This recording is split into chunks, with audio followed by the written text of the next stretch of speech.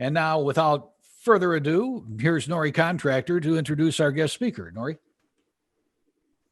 Good morning, everyone. Pleasure to have all these wonderful faces. Looking forward to this wonderful presenter who is a friend of Rotary of many years.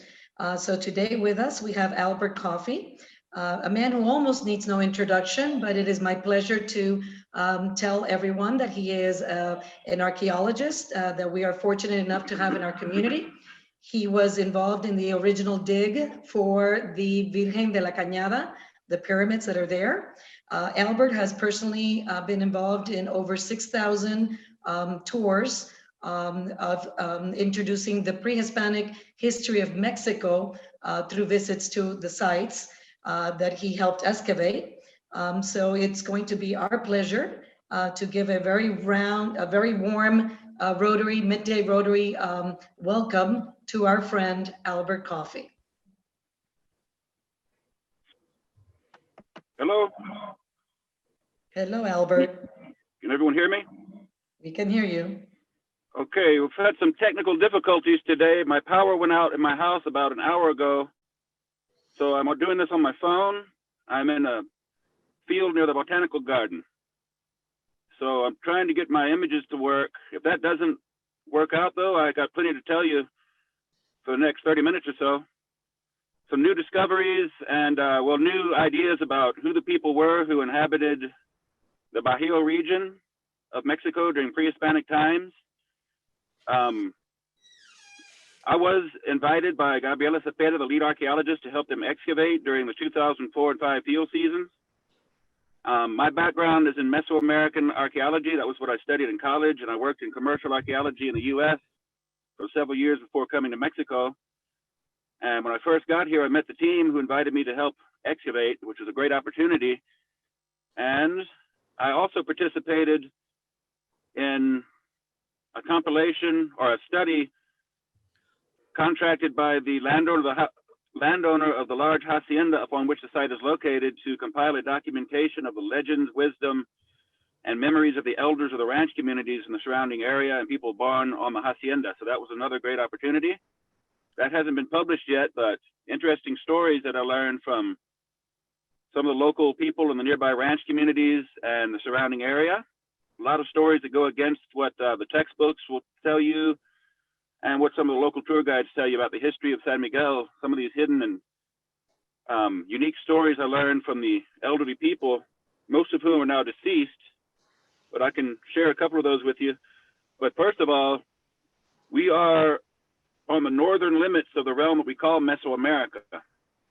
Based on discoveries like Cañada de la Virgen, Peralta, Plazuelas, which are about an hour and a half to the southwest of us, they've had to actually change the map of Mesoamerica and move the northern limits further north to include this area very recently. So this is the most newly explored area archaeologically in Mexico, the most newly open to archaeological tourism. 5 sites are open to the public in the state, all within the last,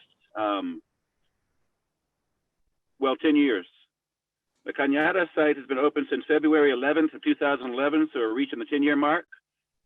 And I've taken many people on the tour.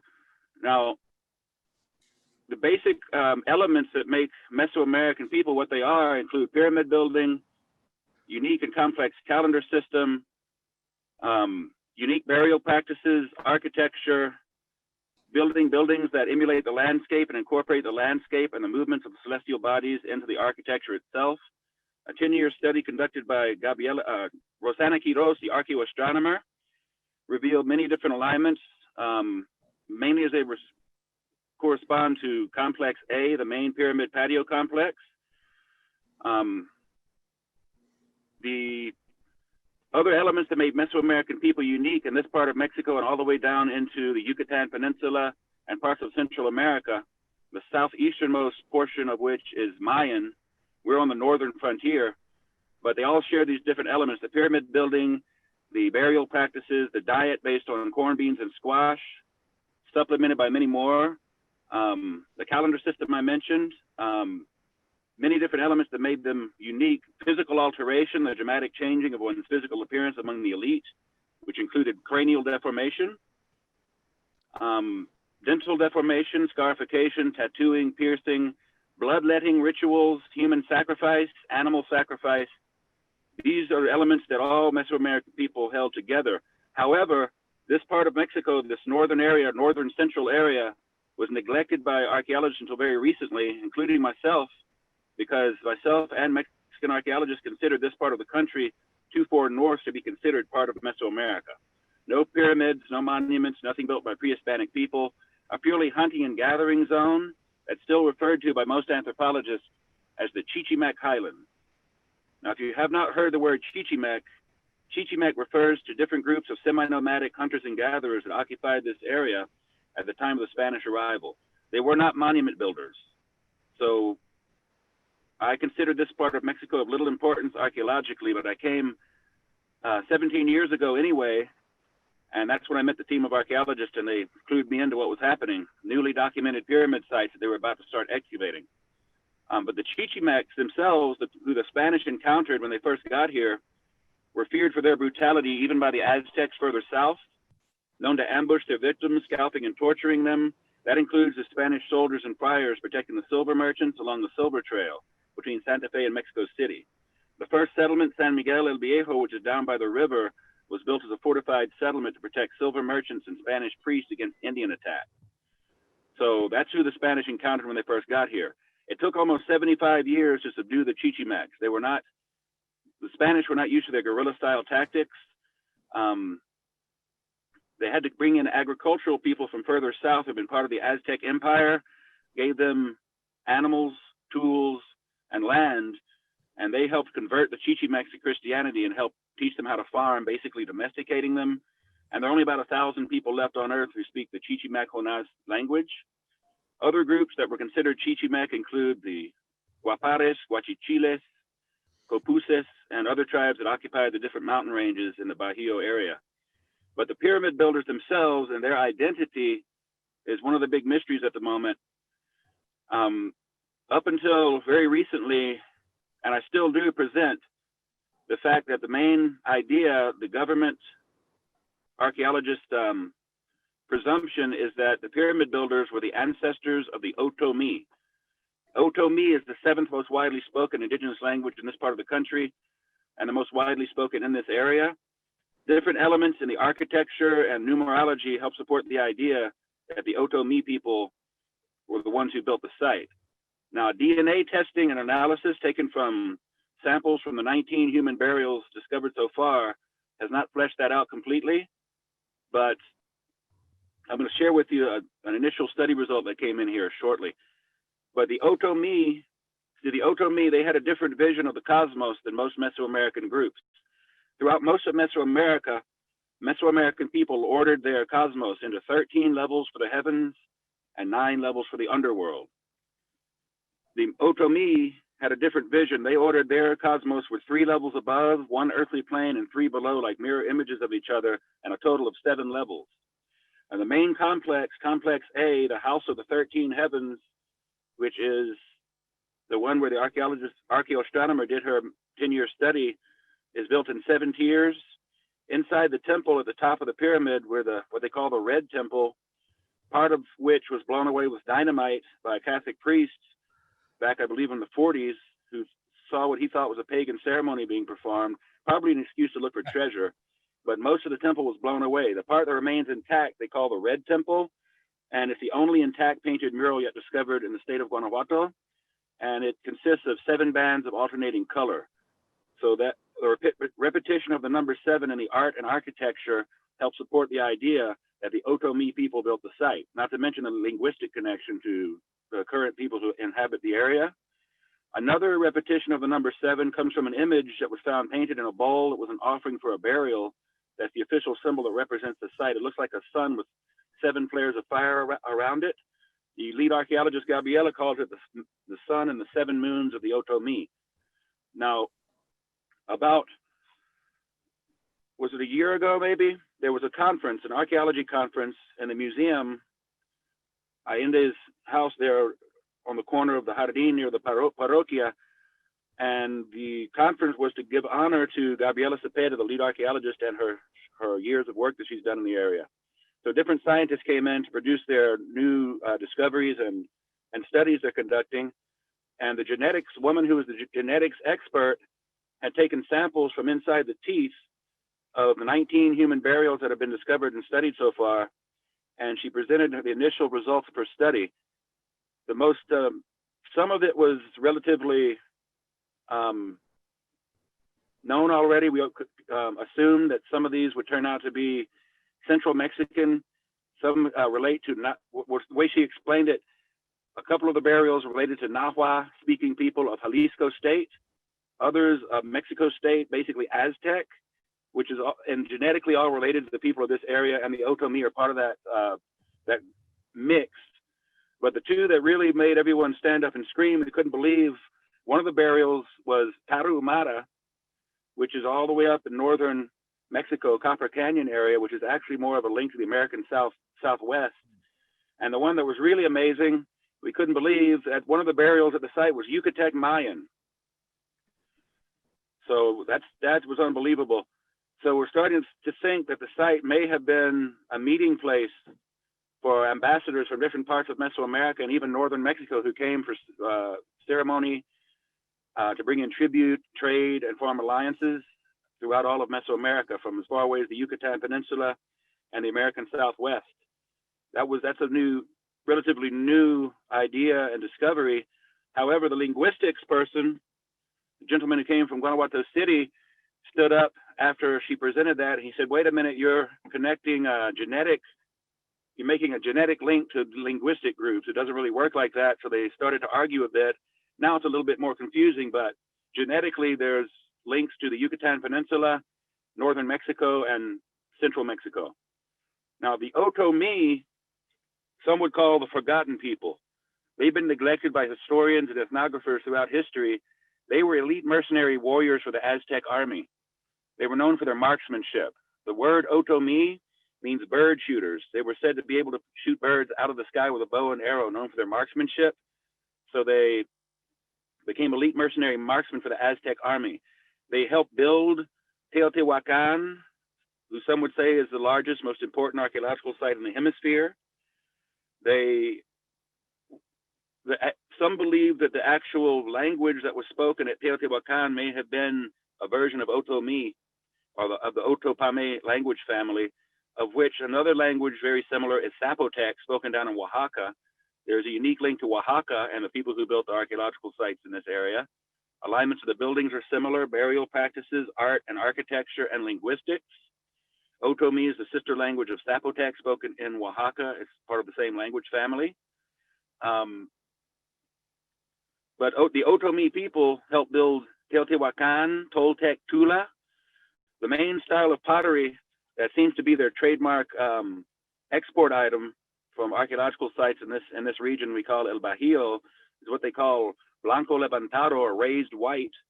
And that type of pottery was discovered at the site of Tula, the Toltec capital of Tula, just north of Mexico City. Now, to put things into the right time frame, there are three major time periods in Mesoamerican archaeology: pre-classic, classic, and post-classic. The pre-classic period lasted from about 1800 BC to about 400 BC. That saw the rise of the Olmec people, the first advanced civilization in Mexico, known as the Mother Culture, who created many of the different elements that made Mesoamerican people unique: architecture, astronomy, burial practices, calendar system, the beginning of the writing system that was carried on to more and built upon by the Maya.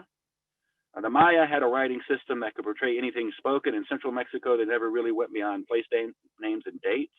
A hieroglyphic writing system, a link to another similar culture hearth, that of the Nile Valley in Egypt. The 7 culture hearths that were advanced civilization first arose based on the advent of agriculture are Mesoamerica, Peru, Mesopotamia, the Nile Valley in Egypt, the Indus and Ganges valleys in India, the Yellow River Valley in China, and some include a more vague area known as West Africa.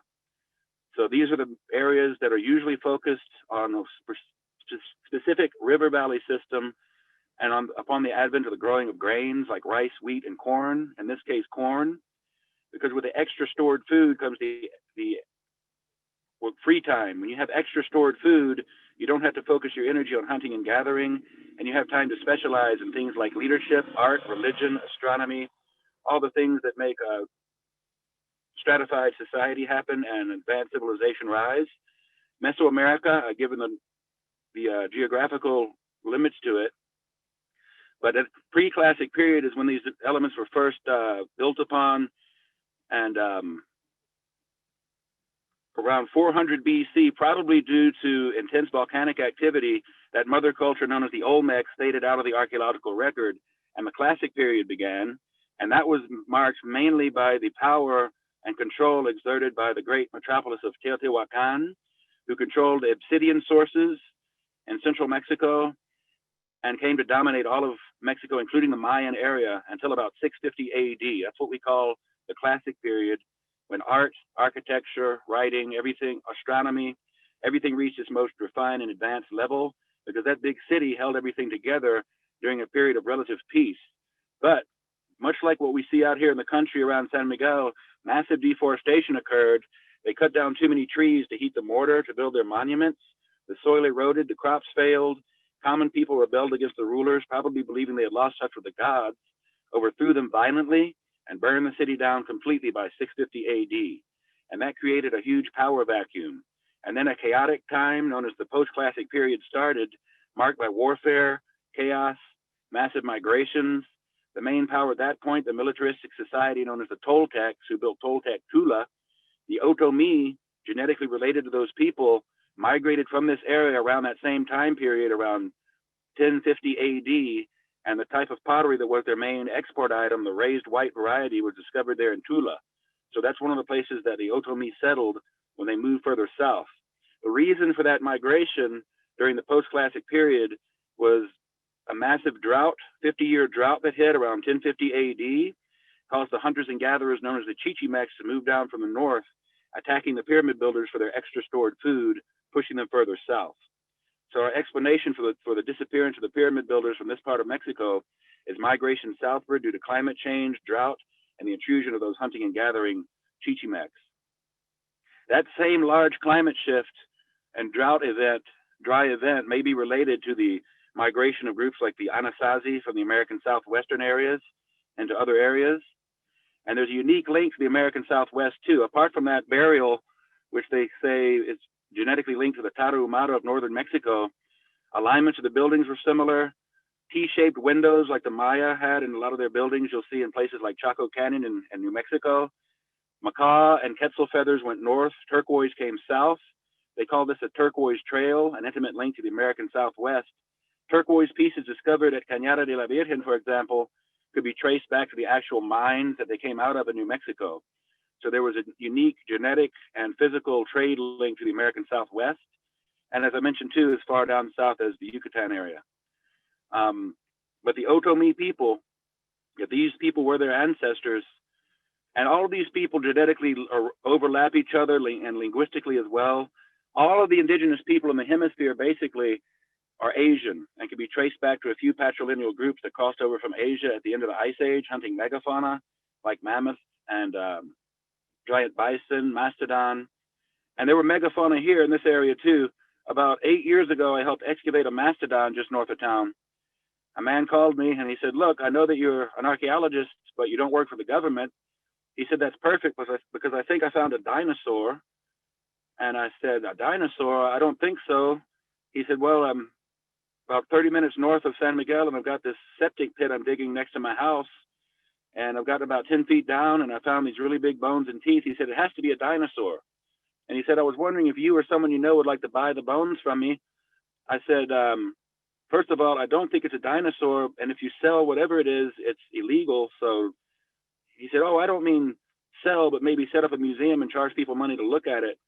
And I said, "Just don't touch it. Leave it just like it is." So I got Gabriela, the archaeologist, and another archaeologist, and we went to his house and extracted some bones and teeth and sent them to Mexico City, where they identified the bones and teeth to be those of a 50,000-year-old mastodon. So that's just north of town. The northern areas, north of San Miguel, a lot of the areas were swampy areas where these big animals got trapped in the mud. And that's how the big game hunters hunted them. They would herd them into bogs or swampy areas, get them stuck in the mud and make an easy kill. No evidence was discovered that this was an animal that was killed by humans, though. We think it was probably a natural death. But that's an interesting element a lot of people don't know about this area. Now back to the Otomi. The Otomi people, most Otomi speakers these days live in Valle de Mezquital in the state of Hidalgo, Western Puebla, Western Veracruz, Eastern Michoacan, and here in Guanajuato State. But they eventually became elite mercenary marksmen for the Aztec army.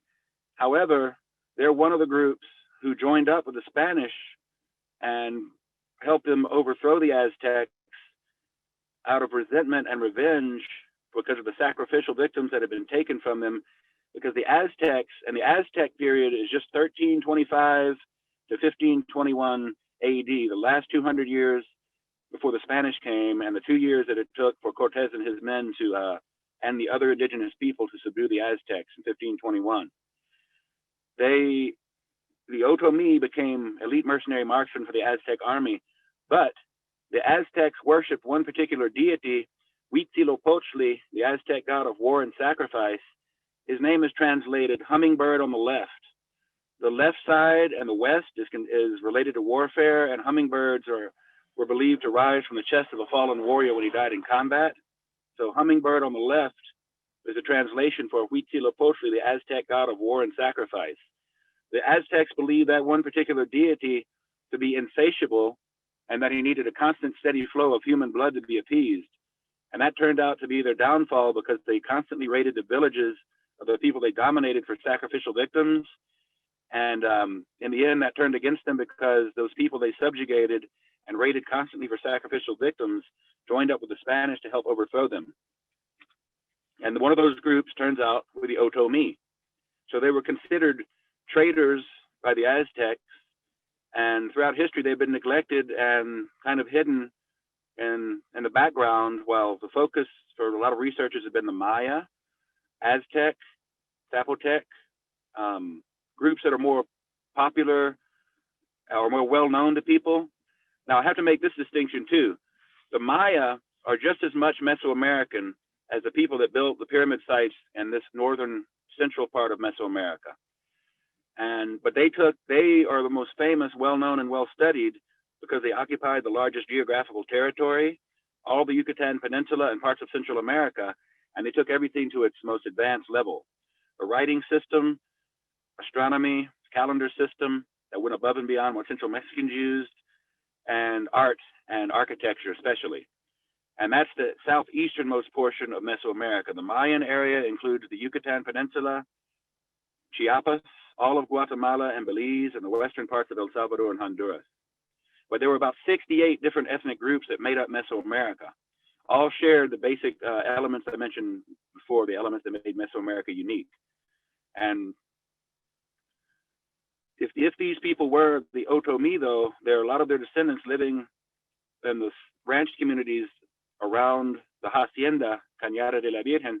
And the reason, by the way, that the site is named Cañada de la Virgen, which is the name of the hacienda, is because only one piece of writing has been discovered in the archaeological record at Cañada, and it's probably a date, the date 5 water, combining symbols and numbers for dates. It was part of their calendar system idea.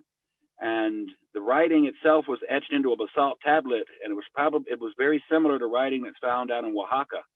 Another link to Oaxaca. There's a linguistic connection to Oaxaca, writing, alignment to the buildings. The main avenue that leads up to the main complex at Cañada points to the rising sun on April 17th and August 25th, what we call first planting and first harvest. And that's an alignment found mainly at sites down in places like Monte Alban in Oaxaca. So there's that link to Oaxaca as well.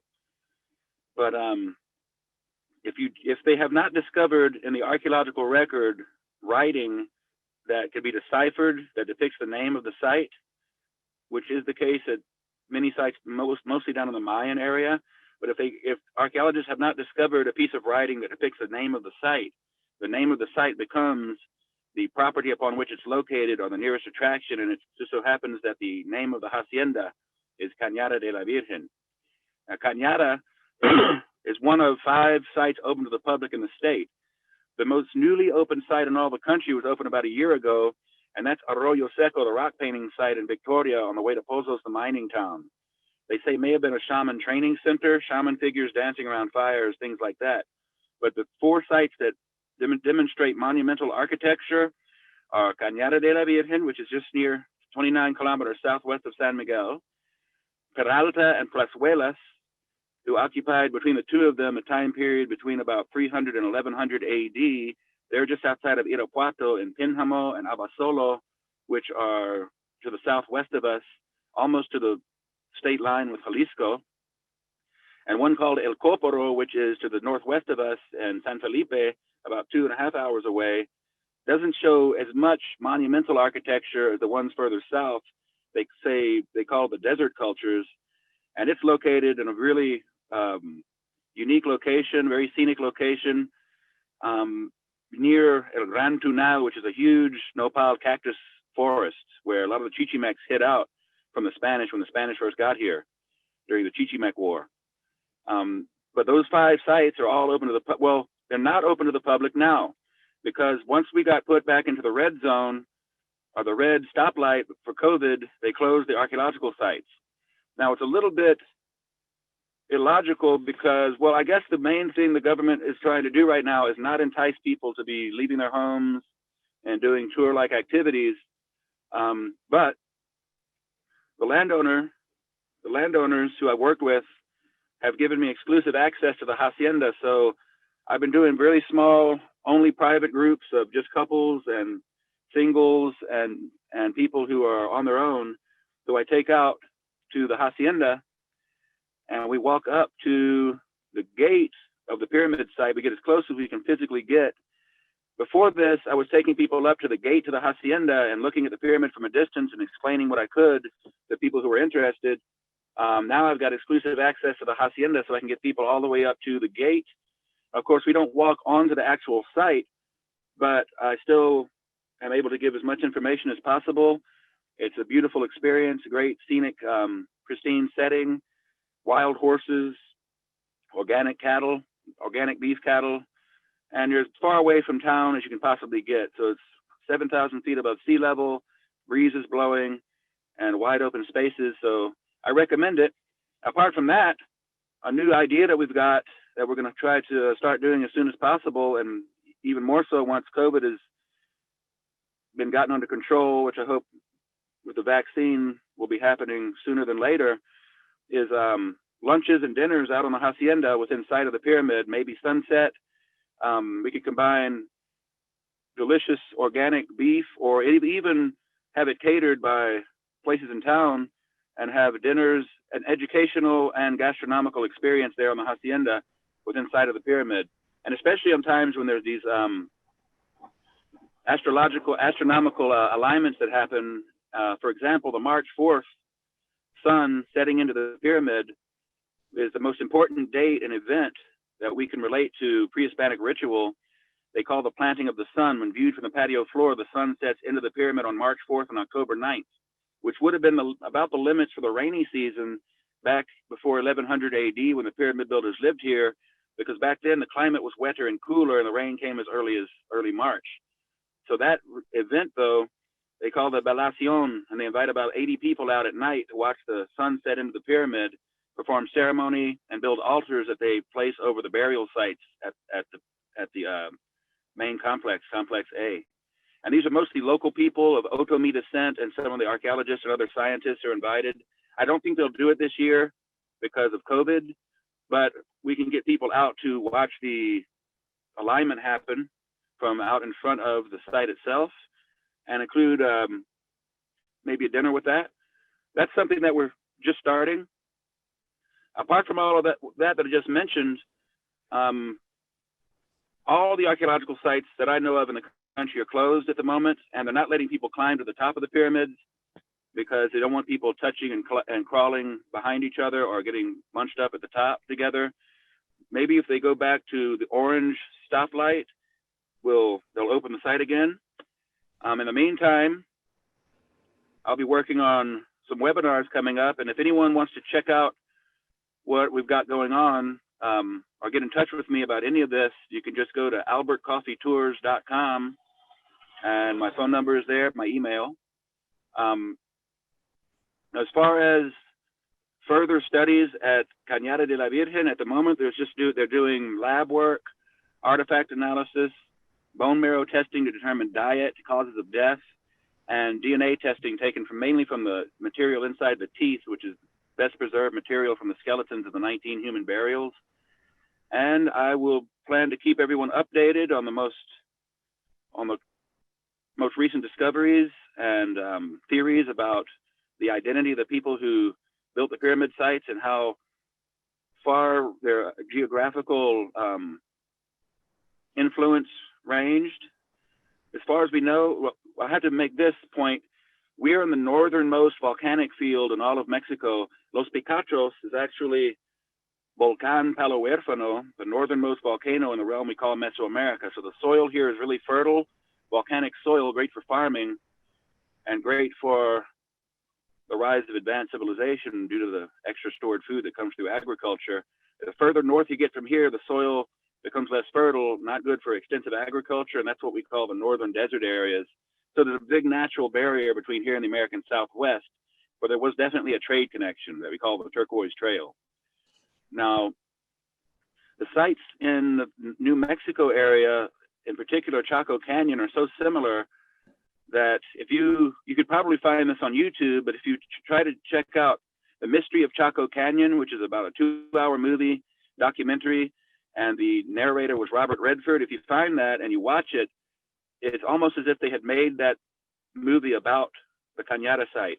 That's how similar the alignment of the buildings are, the architecture, the kiva, the equivalent of the most characteristic element of the architecture. Some have gone so far as to call the people who built the pyramid sites in this part of Mexico the sunken patio culture, because the sunken patios attached to the pyramids in different configurations seem to be the most focal element of the architecture.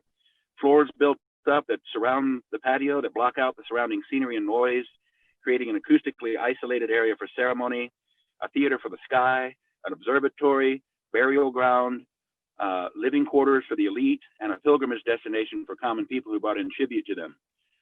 There are sunken patios in places like Oaxaca, the Yucatan Peninsula, Jalisco area, and down in Peru as well. Some believe the Peruvians may have been the ones who introduced the sunken patio style of architecture, because the Peruvian sea traders made their way up the west coast of Mexico, introduced the working of copper to the Tarascans of Michoacan, different pottery styles, and some believe that perhaps even the sunken patio. And the Peruvians, and Peru is the only culture hearth that we know about that had an actual physical trade connection with Mesoamerica. They never developed as sophisticated a writing system as the Maya, but they shared many different traits in common. On that note, I guess I'm open to questions, or I'm not sure what you guys have next on the... Yes, Albert, I've got a couple of questions that have been sent in through the chat. Let me go ahead and ask you those. First question is, was this area in Guanajuato occupied by hunter-gatherers, tribal groups, 40,000 years ago? No. The first people who crossed over from Asia at the end of the Ice Age did that between about 20 and 30,000 years ago, right as at the end of the Ice Age. And that's when they started to populate North, Central, and South America, all the way down to the tip of South America. Relatively rapid. We believe it happened in about 3 different waves of migration. There are theories about there having been transoceanic crossing or coastal hugging navigation, but the main accepted theory is they crossed over the Bering Land Bridge around between 20 and 30,000 years ago. Those would be big game hunters. The small game hunters who the Spanish encountered when they got here were the Chichimecs, and they occupied this area starting around 1050 AD when that drought hit, and they pushed the pyramid builders out. But that was much later. Excellent. Okay, the next question is, what was the indigenous population of Mesoamerica before the arrival of the Spanish? Okay, now there are a lot of different ideas and estimates about that. It's hard to come up with specific numbers. And the way that they come about, these population numbers, is really, it's really confusing to some people, and it's not always that precise, but I can give you an idea that in just the central plateau of Mexico at the time of the Spanish arrival, it's estimated that there were about 26 million indigenous people. That's just the Central Plateau. In the Mayan area, as many as 50 million. So if you add those two together, it's a large population. Unfortunately, almost 90% were wiped out very quickly due to diseases like versions of smallpox and salmonella, which wiped out many of them, not to mention the murder and the torture and the slavery, but diseases wiped out almost 90% of the indigenous people who were here at the time of the Spanish arrival.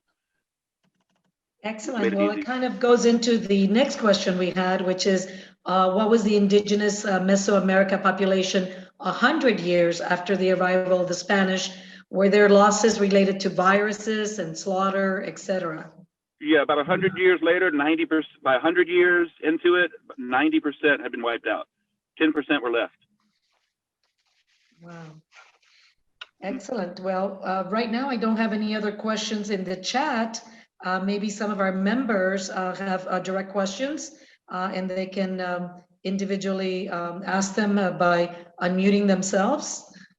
I know that we always have members that are quite curious about all of this archaeological stuff. Albert, I have a question. Are there any descendants left in the San Miguel de Allende area of the Chichimec? Yeah, most of those people live in the Valle de Maiz area, and they claim to be of Chichimec descent, but the vast majority live in San Luis de la Paz, an area just north of here. And they're losing that language very quickly. And then, by the way, the Chichimec language and the Otomi language are being lost very quickly because the younger people are not learning them. The government sends people out to teach Otomi, for example, to children in some of these rural communities. But the parents tell the children, don't worry about Otomi, learn English. We don't use that language anymore. And they're losing it very quickly because elderly people who still speak it don't really have anyone to practice with. So, and as they pass on, it's being lost. Most of those people, though, who speak Otomi live in Valle de Mezquital in the state of Hidalgo. They have their own written language and everything. To get a little bit off the subject. Anybody else have any questions? Jump in. No? Anybody? Well, Albert, I'm going to have to take one of your tours as soon as this pandemic is over. It sounds wonderful. Now I've been out there before, and but I'm intrigued by now with what you tell me. I'm intrigued about going out there again. How long do the tours last? A total of about 4 hours from the time that we pick people up in town until we get back to town, and it's about 2.5 hours of walking up to and through the site. And Very Albert, good. what is the date for that alignment that you mentioned, that there might be a possibility to do something? March 4th. Well, the days between March 3rd and 5th. March 3rd, 4th, and 5th.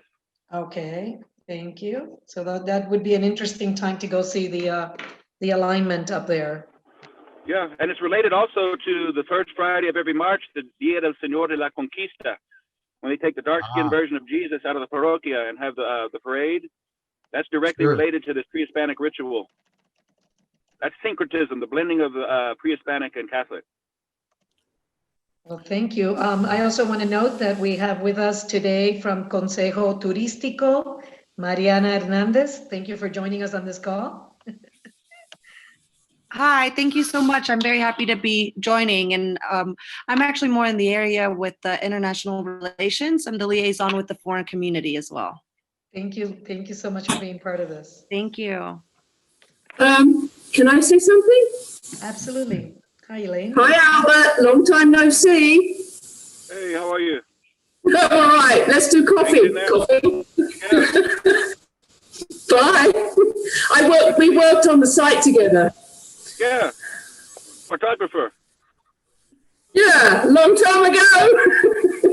Are you still in San Miguel? Yes, of course. Okay, good.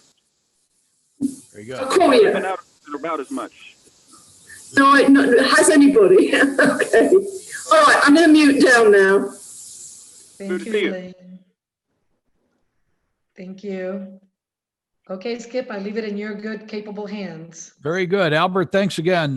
Really appreciated the presentation. I know that a lot of us got a lot out of it, and I, for one, I'm really looking forward to coming back out there and taking a look at the whole site again. All right, with that, the Community Projects Committee is going to meet immediately after this meeting. And with that, this meeting. Skip, hey Yes. Skip. Hey, We had a great presentation last week about the virus, and this week about the